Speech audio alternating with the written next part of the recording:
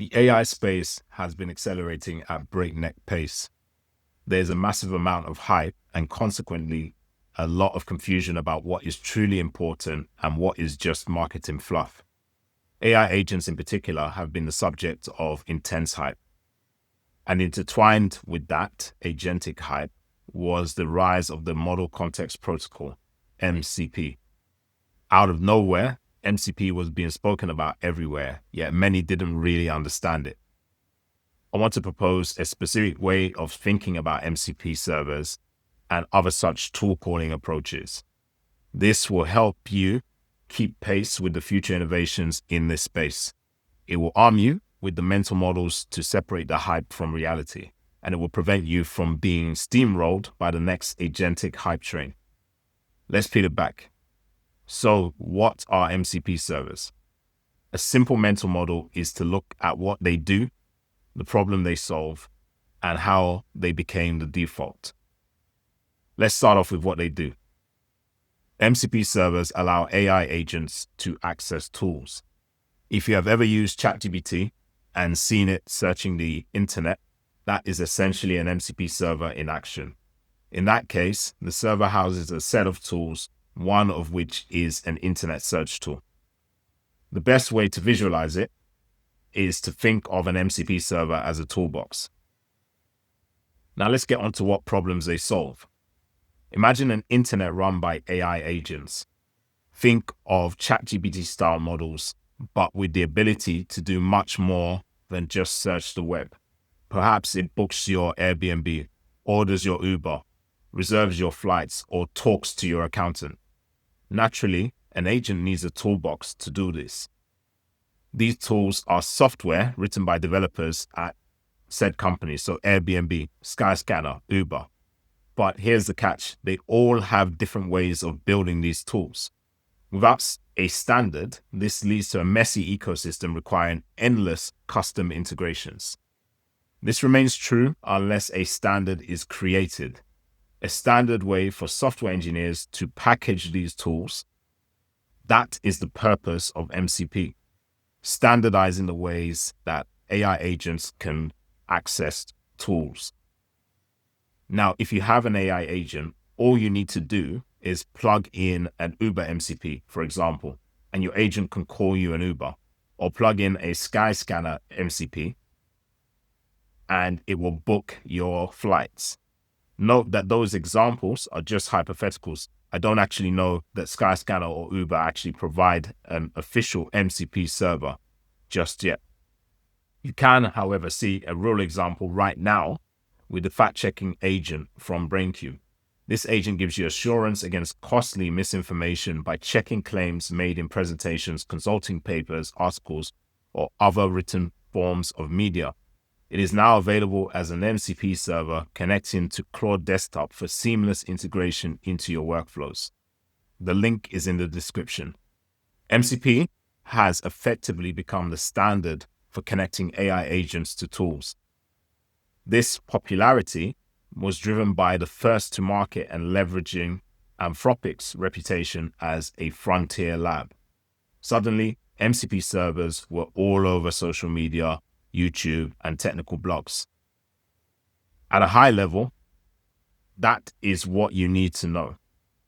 However, if you want to go a level deeper, which I would recommend if you want to remain hype-proof, stick with me to explore how we got here. It wasn't long after the release of ChatGPT that generative AI agents began appearing as working prototypes from open source developers. One of the early challenges was giving models access to tools. The models showed aptitude for following instructions, but that capability was limited without the means to actually execute tasks. Early on, developers tried to solve this through prompt engineering.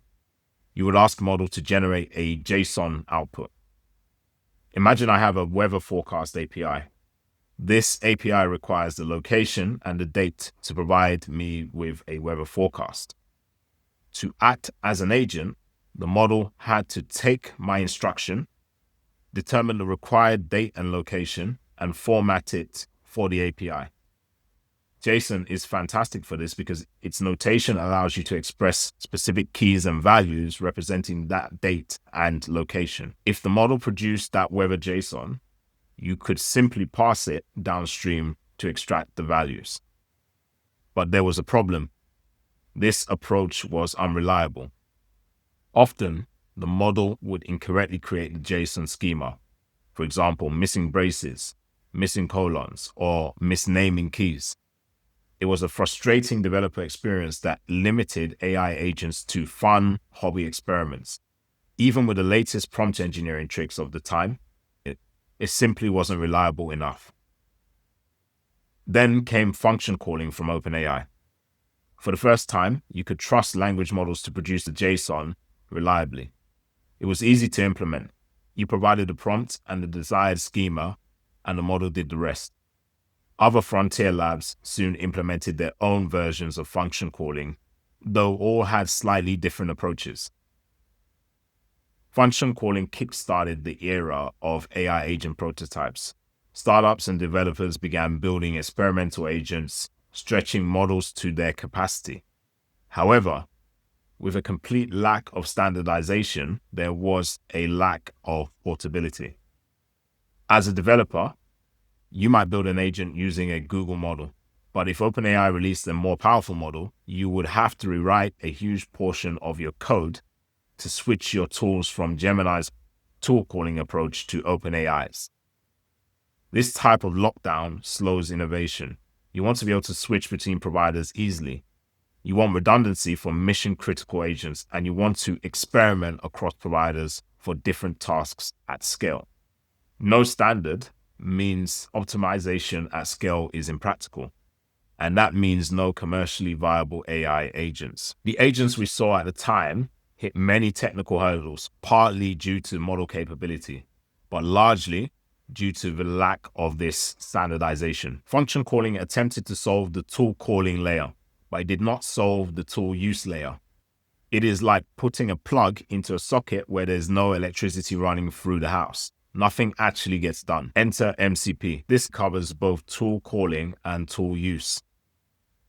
On the tool call side, it is a standardized client that any server can plug into, literally like a wall socket. On the tool use side, servers package the API in such a way that can plug into any client. Let's look at it in layers. The first layer is the transport layer.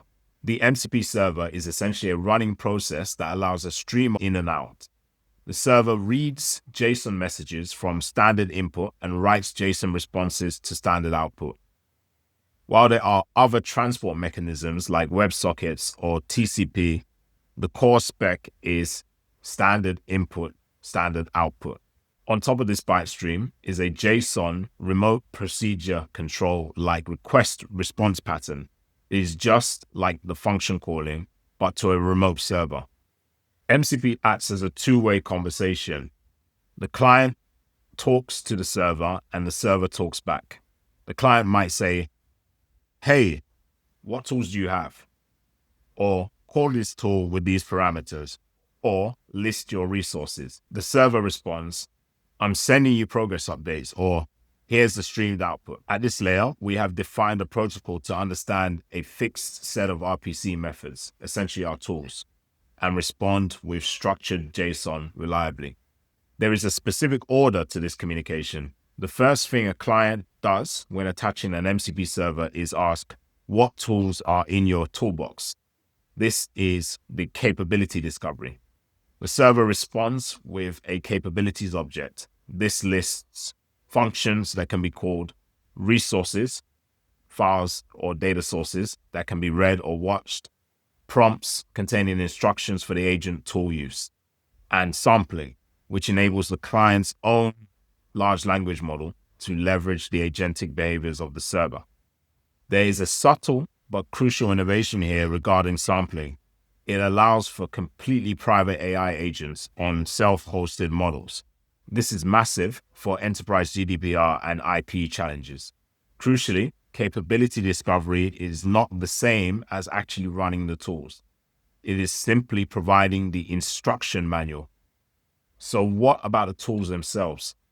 They are just functions written in an arbitrary programming language by a developer. However, there is a standard. Each tool must have a name, a short, unique identifier, a description. This is natural language explaining what it does, helping the client LLM decide when to use it, a JSON schema describing the parameters. The result shape is defined in the same way, telling the client exactly how the data will arrive back from the server. MCP servers also allow resources to be listed, things like files, database tables, or APIs. Each resource has an ID, a name, and a MIME type. The MIME type tells the client exactly what type of resource we are dealing with, whether it's a JPEG, HTML, text, Markdown, etc. For agentic workflows, we also need resource operations. Imagine an MCP server providing tools to communicate with customers. The resource is the CRM database. The resource operation would be reading that CRM database. And of course, that data is passed to downstream tools to execute the communication message. MCP servers can also provide prompt templates. The client-side agent can interpret these templates as instructions to follow. You can think of these as reusable workflows embedded directly in the server. To recap, MCP is a two-way conversation between a client hosting the model and a server hosting the tools and resources. The client starts the server, usually triggered by a user, like asking for sales data. The client asks, "What capabilities do you have?" The client-side language model plans actions, sends tool calls, reads resources, and resolves prompts. The server executes and streams results back. The client owns the conversation and the logic. The server owns the tools and the data. The convenience of MCP has led to an explosion of servers and clients. Examples of clients are Claude for desktop, Cursor, Claude Code, which are all compatible with MCP servers. However, there are significant issues. The first is context. Language models have an ability to learn from their context window, but this ability deteriorates as we stuff more data into the context window. MCP servers can overload that context, reducing the agent's capabilities. This gets worse as you connect more servers.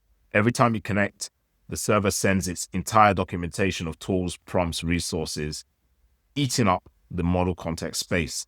It's like having too many processes on your laptop running at once. Eventually, you run out of memory and everything starts crashing. The second issue is security. MCP servers can be written by anyone.